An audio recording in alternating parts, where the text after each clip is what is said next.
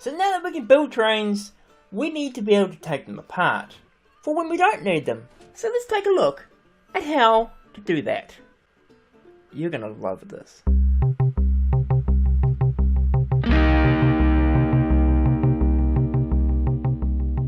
Hey! How's it going? And welcome back to the series about rails and a little bit of open computers. Now in the last episode, we worked a little bit more on the rail yard here by getting the trains to automatically make themselves when we need a new one. Of course you can't see at the moment because they're all made up and the trains are just going around in circles, but it worked.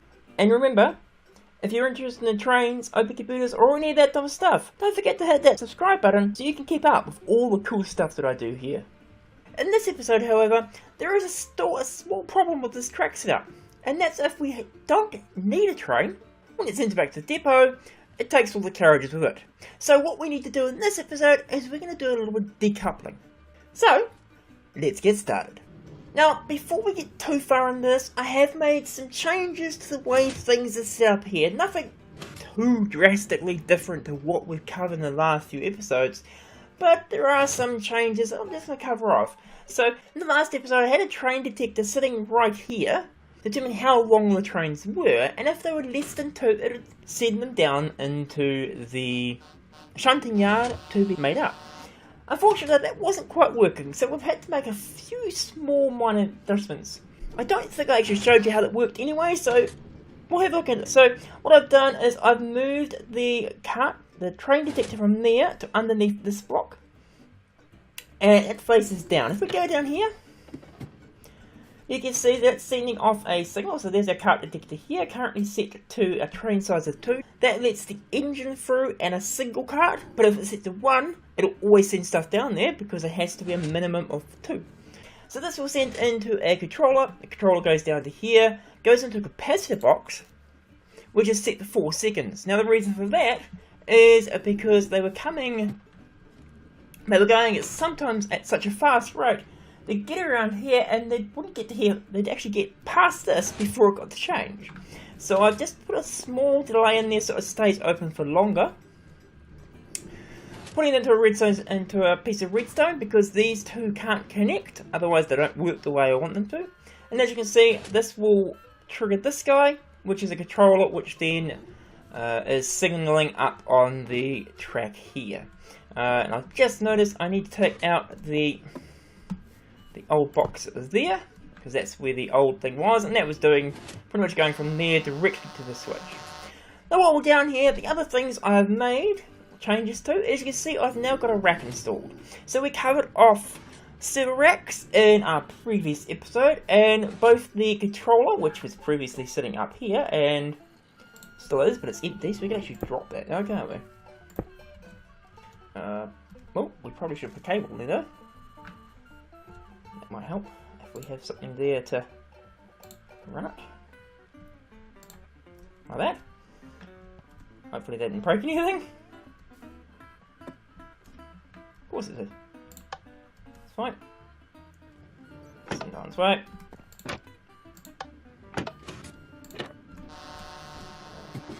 So of course we had the computer, the created computer used to be sitting up here, and since then I've put this rack in. Now of course this is powered. Oh, and I have now broken that. Just restart it. I've now put the rack in, which of course is getting power from the main network, which of course is coming all the way along here, coming in from the stations like everything else is, going along here, coming in into the power distributor and the relay, so we're not connecting up too many components.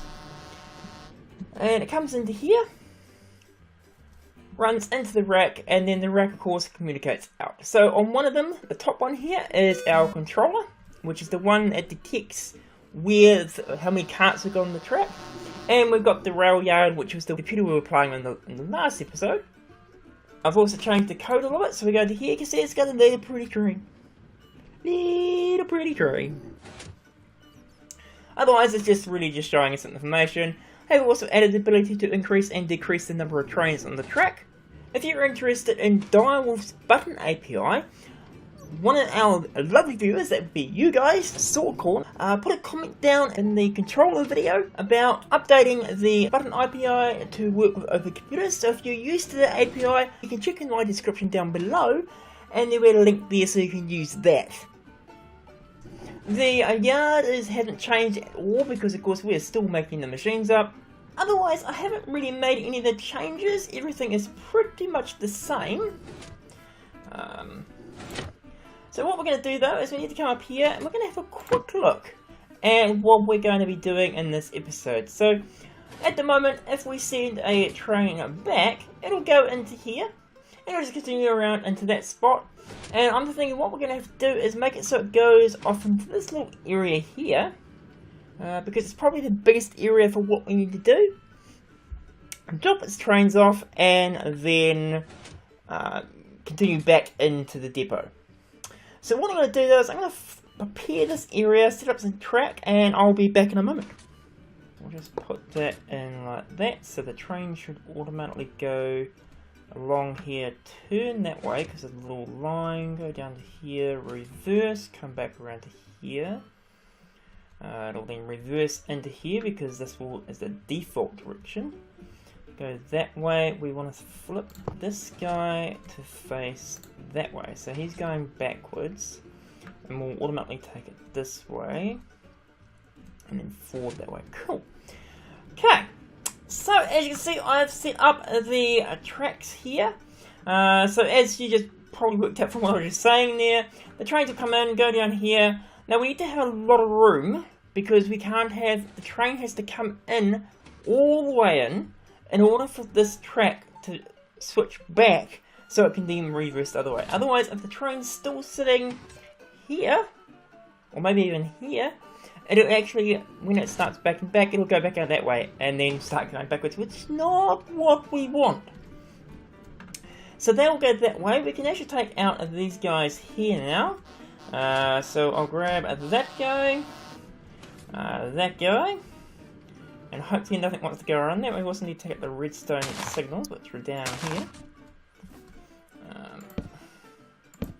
Those two. Take out that, and we're going to take out that. We can also take out the control track, because we don't need that anymore. And I'm thinking we'll put that track there, which, yep, has a golden ticket in it. So we'll go into here, just setting our blank ticket, so that they will be like those ones there that don't have an actual destination on them. And we will set this to be a locomotive track here. I believe that is off. And we'll get a direction detector, which is one of these. Sticking that there so that it faces that way, and so that it will only turn off. So we'll keep going back this way. The moment it reverses to go this way, it will then be turned off, and hopefully we'll get into here. I might need to move that forward actually. Yeah, let's do that. Let's move that a little bit further forward than that. So put that over to here. Doesn't really matter where I could probably leave that there, because that doesn't matter where that's sitting. But we do need to put the locomotive track pretty close to where this is. So I'm thinking about there, with the detector that way, and detecting only if it goes that way. So when it goes that way, it will turn off. When it is going this way, of course, it will stay running. Hopefully there's still enough push to get it to go into there. It should be, because it's going straight ahead. Yep.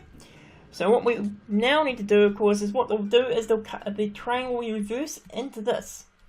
And so once again, we need to have quite a bit of room. And as you see, it goes down here. I'm thinking what we'll do is we will place the decoupling track. So we're going to coupling.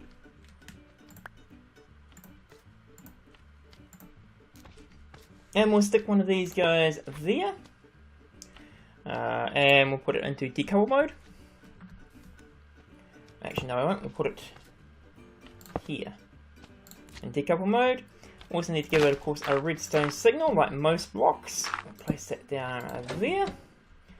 And then we need to put another throttle track in,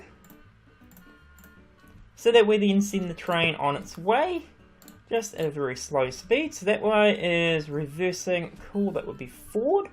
So what will happen is the train will come this way, it will decouple the carts when it gets to here, keep pushing them backwards. The train will go over the carts will keep going over the line, but then the train will get to here and go that way.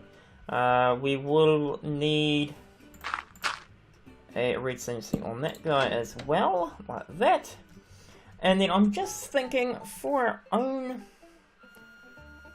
purposes, to make sure we don't have a problem, let's just put another decoupling track here. I think that's actually active because of the redstone signal, but we'll put another one there anyway. I think that there is doing the redstone signal on that one, but we'll just do that. And now, of course, that's just double checking. There should be no reason for that. And what we'll also do is a couple control tracks along the way. Now these, of course, are the ones that push the carts in the way you want. And we're just going to use those to go down the hill here. So we'll just push them down here. And cool, they go along there. Probably to about here. And you can see this is where I'm planning on making the shunting train. What's going on here? Weird. Making the shunting train coming up to about here. So once again, we're going to place a throttle track probably there. And we'll set it to go in normal direction at this point, because it will be going reverse into here. Yes, we need to point this one that way, but face it that way. So the shunter will go along here. Of course, it starts off in reverse, it goes along here. Forced into here, which we haven't set up yet, and that's going to be a problem. Forced into this way, come along here, it'll get to the carts and pick them up here. So obviously we're also going to need to have a coupling track in there as well. So we'll put the coupling track probably there. Yes, put it into auto couple mode, because I know that works. Once again, another redstone signal underneath it. Always make sure that it will trigger. And then we'll put a stopping track or a locking track in here. Do I have a locking track? I don't think I do have a locking track on me. So a locking track, which goes there. And that one there is to hold the carts when they come under here. So I'm actually thinking we're going to need to move this guy to be the... so this guy needs to go to there and put into auto couple, like that. And then we'll put a detector track in. Don't need that at the moment.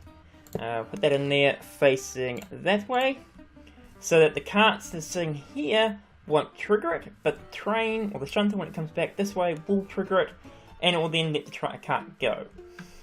So that should do what we're after, hopefully. The question is, how do we test this? I suppose what we could do is send the train down here and see what happens. So we'll just head down stairs, and we'll press take this guy, and then we'll go Q, stop it doing any more, back up here, and hopefully, okay, that was a bad example. Just actually thinking we're missing something here. No, we're not. No, no, so there, that's right, I've moved it. It's fine. Had it right, we need to actually send this guy a little further along. Let's just set all these guys to 0. Well, it doesn't matter what the train is, it'll send the stuff down that way. And this guy, hopefully, go into there, perfect. Should start reversing. Go around there, cool. We'll drop the carts off and they stop, perfect. Head over to here and Mostly there. Mostly there. Might need to move these guys along one.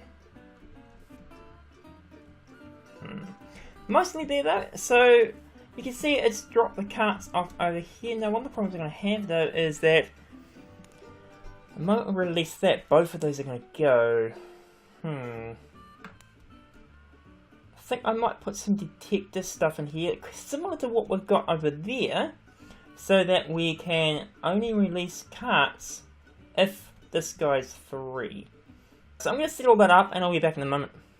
Okay, so train goes in, reverses back into here, comes along here, should change its name to blank, cool, releases this guy, squishes the slime that just happened to get in the way. That's not helpful, Mr. Slime, thank you.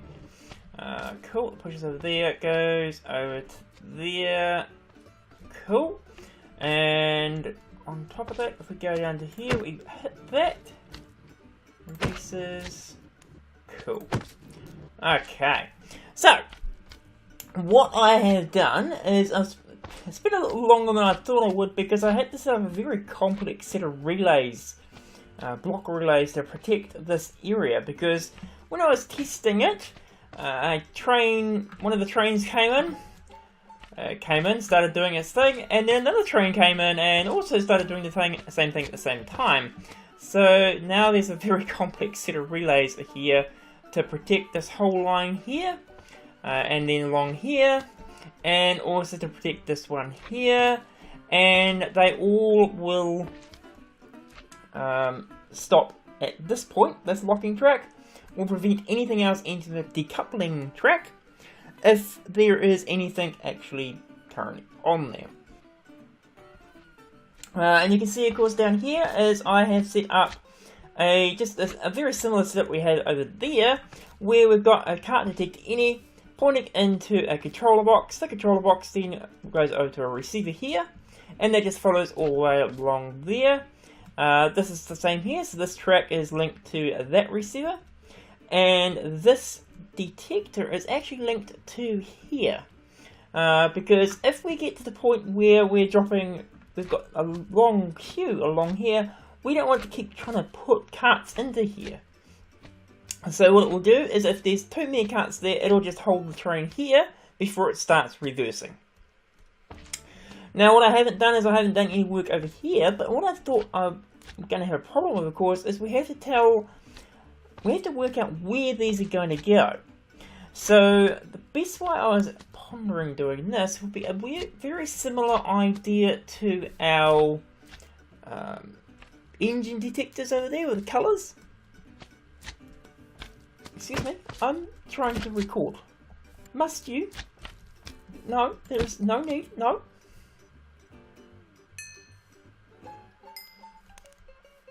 That's fine, you're not that noisy. Right. So a very similar system to what we've got over there for our colour detectors on the engines, except we'll use carts.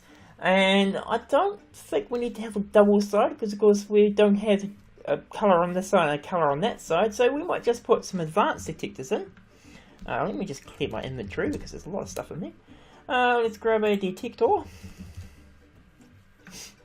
Probably a best one would be an advanced detector, which is this one here, because if we place down an advanced detector here, let's run a line along here, big enough that we could stick a redstone signal along it, like that, and one more for good luck. We stick one of these, nope, needs to be one up further, like that. We can say in here that this is for the cart, just a standard minecart, just one minecart. The next one, hold down shift to place it, we might say it's a chest cart. And if we see a signal from here, so we get the second signal, then that would be a chest cart. If it's the first signal, then it'll be a minecart. we need to, of course, place down our wall along, so we know not to accidentally break this later on with a redstone line on it. And there. And of course we will stick just a couple of these down for now for testing. Where do we have any carts? I got rid of the carts, it wasn't helpful. So we place this down here, and that won't trigger anything because that's not the one for it, but that one should. And of course, once again, we've got our 15, 14, 13, 12. So I'm going to use that possibly to detect what type of cart it is, because it may seem easy just to drop the carts off, but we have to actually place them somewhere, which means knowing where they are. So what I'm going to do is I'm going to finish setting these up, write some code to handle it, and once I've done it, I'll be back. Okay, I think I've got it working now. As you can see, the shunter will be given a ticket of R1, which will configure this guy to send this way. It'll then head along here, pick up its train from here, and it will, when it goes past one of these advanced detectors, as I showed you previously, it'll send out a signal down to here, into the redstone IO, which connected over to our server rack over there. I've just moved that. This is just the monitor for rechecking what's going on. But you can see, of course, that it will pick them up, works out where it's going to take them. It comes back into here, reverses. This guy here is just so that when the cart is going past, it won't actually lock it down, or at least it will still lock it down. You see it does it there, but it actually detects down here. This is just the engine or locomotive detector, which is outputting whether it's a locomotive, and then go over to here, pushes it into here, which then relocks down all the chests. And when it is finished unloading everything, so we'll just get rid of this guy for a moment. So there's also I've made a small change here. I've now got a block relay in, just so this whole piece is covered. Because one of the things I found when I was testing was I put a cart here, and the moment this guy started pushing back, it would try and collide with it. So that's now going into here. If we go down here though, I'll show you how all the stuff has been changed around. So you can see I've put in some Project Red again. So they have one big large collection of controllers like I had previously. It now goes into this Project Red along here. And as you can see, we've got a release completed, which is the original let the train go section. We've got the entry, which is the one that turns on every 5 or so seconds. And we've got our coupling mode, and this is a new piece here, which is configuring over here. So you can see there's this receiver here, which is just outputting a redstone signal into here, running along this line here. And that is controlling these decouple tracks right here. And of course, when they've got a redstone signal, they'll be in decouple mode, otherwise they won't be. And you will have noticed it went into a NOT gate, which is here. And that just goes around, joins up with the decoupling or the auto coupling mode track here, which will turn it off. And it also just goes straight back to its base. Okay, so I think that's going to end the episode here. I think we've covered everything, and you can see that the trains are now automatically dropping off their carts to be returned back into storage, which is awesome. Got the shunter picking up those carts and sending them back into the sidings, which is even better. But I think for now, I'm going to end the episode here. If you enjoyed this episode, please leave a comment and tell me what you thought and whether there's anything else I could do to make this cooler. Otherwise, have a great day, and see ya!